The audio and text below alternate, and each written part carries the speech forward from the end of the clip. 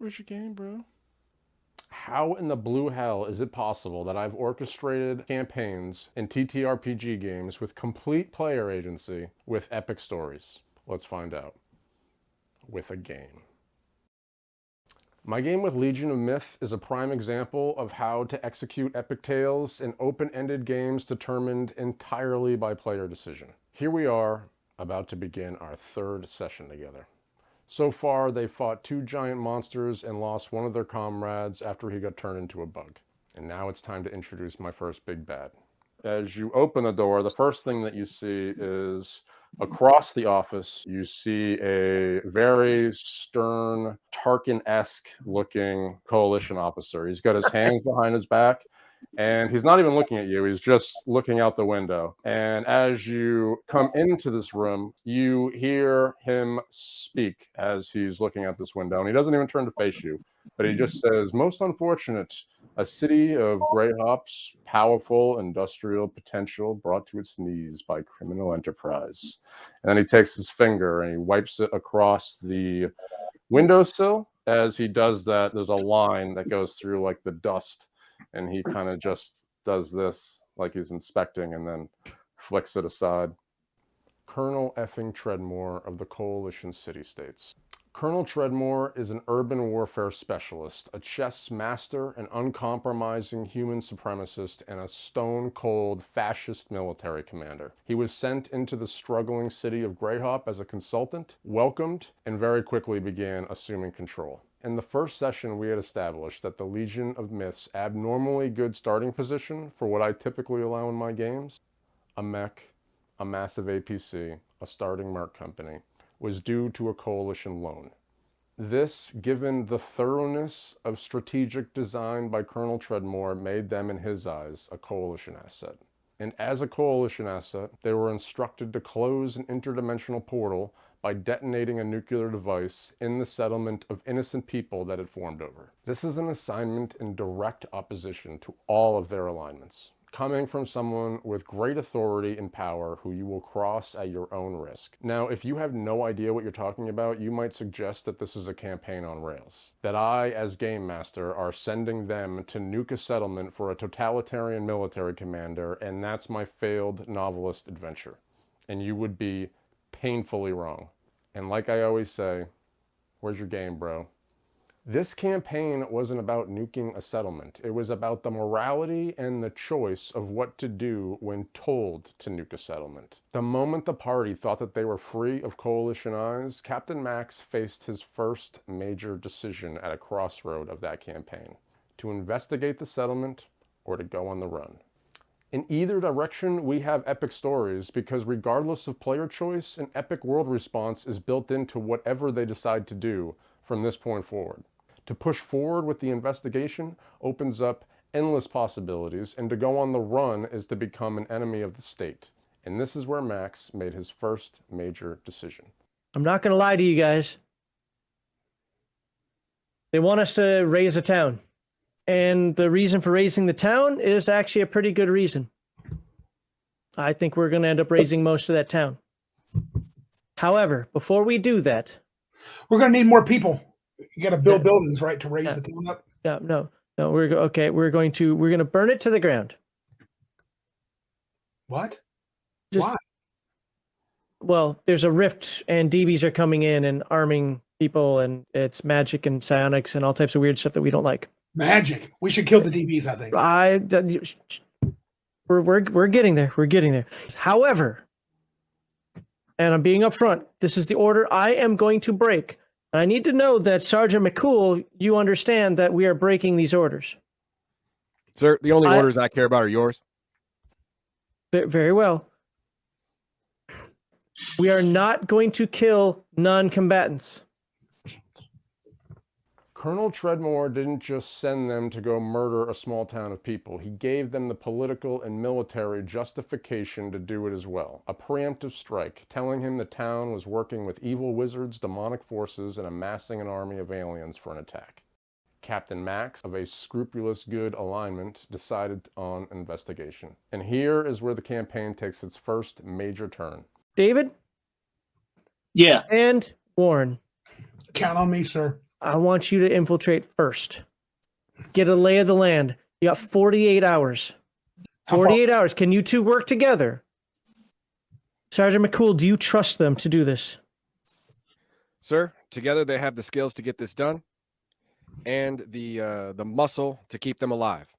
Instead of going himself with his first officer, the very competent Buck McCool, he remains back and sends his two subordinate player character underlings forth to investigate, one of them being a wild and unpredictable crazy.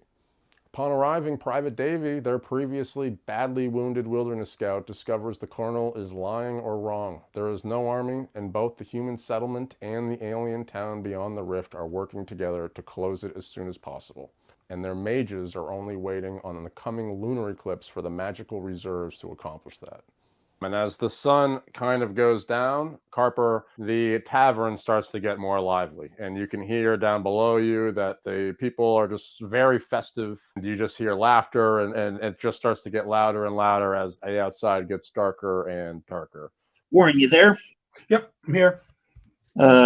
Be careful coming in. There are 2 cyber knights here. That sounds dangerous. Okay. Yeah. You don't piss these guys off. In other words, there are no demonic forces. There's no alien army, and the issue will be resolved peacefully with just a few more days. It does not require the settlement's nuclear annihilation. And here is where the campaign, party, and game master alike gets struck by the unforeseen. Randy's character, Warren Zan, is a crazy. Finally, the sun does set, and Warren, you watch it. You pull down the mask around your face as it happens all together. My old friend. And I begin, and I head out. I got my vibro knife. I've got my laser pistol. I'll leave other weapons back. I want to be able to move quick and silently. The Crazy is a character class raised to superhuman levels by neural implants that augment the motor skills of the brain to increase strength and speed beyond their normal human capacity. The downside, every new level requires a random roll on insanity and phobia tables. And it just so happens Randy had just attained one after our vigilante nightlight one-shot that didn't involve the extended party. Alone in his kitchen days before the game, Randy rolled himself a new phobia of magic. Magic. We should kill the DBs, I think. The very existence of magic in his presence will now give his character terrible headaches that can only be quelled by destroying it at its source. Captain Max, who sent them on this scouting mission, was not aware of this character development, and neither was I. And as you scan over to your left, you see a guy with a mask on his face, kind of wearing a blend of armor and robes. And you see him looking straight at you, kind of doing this with his hands as like these wisps of like orange light and all that other stuff. Who? Right now. Magic. Aha! Fire. And I say it out loud. Magic! When a mage arose to defend the settlement from the mayhem Warren Zan, aka Randy, had brought to it, it transformed everything. After killing that mage, the intel report Warren would later deliver to his captain because of that phobia would completely validate everything that Colonel Treadmore had told him. The place was demonic, it was crawling with evil wizards, and they were amassing an army from the other side of that rift. Max gave the order, they attacked the settlement, and executed Colonel Treadmore's orders of destruction in opposition of their alignment.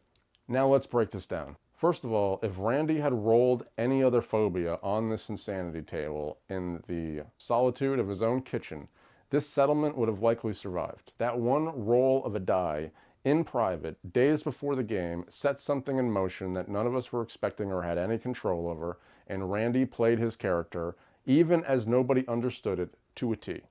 Second, if Max and Buck McCool investigate the settlement themselves, they would have no doubt met the 2 Cyber Knights that were also trying to resolve the issue, who are the equivalent in Rifts of Jedi Knights. This discourse might have dramatically altered events. Max might have even explained exactly what they were doing there. With the combined forces of the Legion of Myth mercenary company, 2 Cyber Knights, and whatever power resided in that settlement, they might have turned the nuclear device on Colonel Treadmore and the Coalition instead, or gone in any number of directions. Instead, these Cyberknights were killed in a nuclear explosion. And if you believe for 1 second that I forgot about that as Game Master, the fact that the Order of Cyberknights would not lightly just ignore the fact that 2 of their own got killed in a nuclear explosion that also destroyed hundreds of lives. This opens up an entire thread of epic storytelling that would come back to haunt them in future campaigns. In these stories, past, present, and future, are all the result